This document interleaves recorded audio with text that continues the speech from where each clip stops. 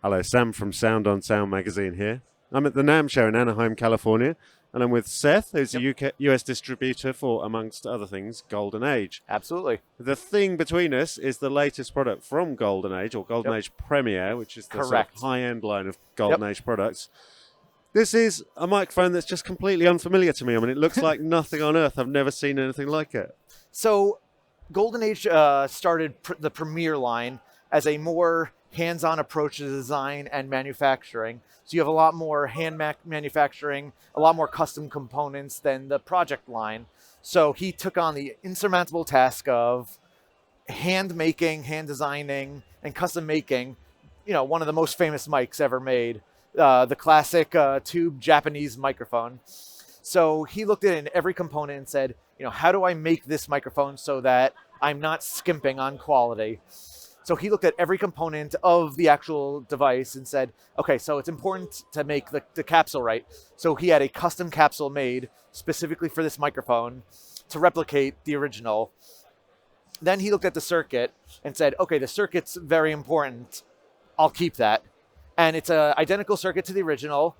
We did upgrade the PCB board from a epoxy circuit board to a Rogers ceramic board, specifically due to its resistance to heat changes, and it also allows for lower capacitance, which is better for the sound quality. It is a lot more expensive than your traditional epoxy PCB board, but for audio, it actually is a fantastic upgrade, and we found that it really actually helped the sound a lot and was a fantastic bonus for this microphone. And then obviously we looked into the heatsink cooling device, and we've seen other companies in the past have tried to get around. How do you get around it?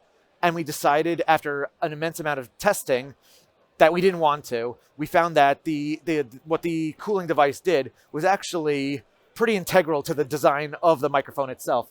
So we actually designed a cooling device that works just like the original. We have a custom wound transformer for this microphone. The power supply is very similar to the original. We switched over to a diode-based rectification as opposed to tube-based to allow a much more reliable microphone. We did a lot of testing, blind double testing, when it came to tube-based versus solid-state rectification. And we found that not only did the solid-state come out more reliable, but we, without knowing it due to the double blind testing, we actually preferred the sound. So we did switch over to the solid state, and we think it's for the better. These are about to be shipping, and they're going to be selling for $4,000. Wow, cool. Yep. So you're using the same tube that's in the original microphone? Yep, we're using a 6AU6A. We're sourcing them from France. We're using Japanese capacitors and German capacitors.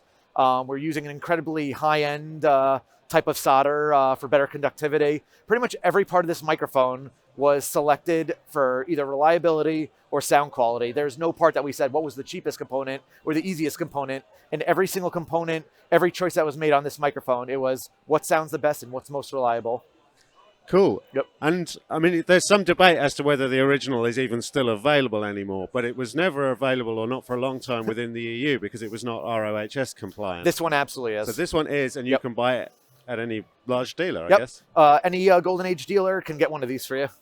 Excellent. So when will this be available? We're expecting to have them early next month, probably about 2 or 3 weeks. Well, I can't wait to try it. Thanks, Seth. Absolutely.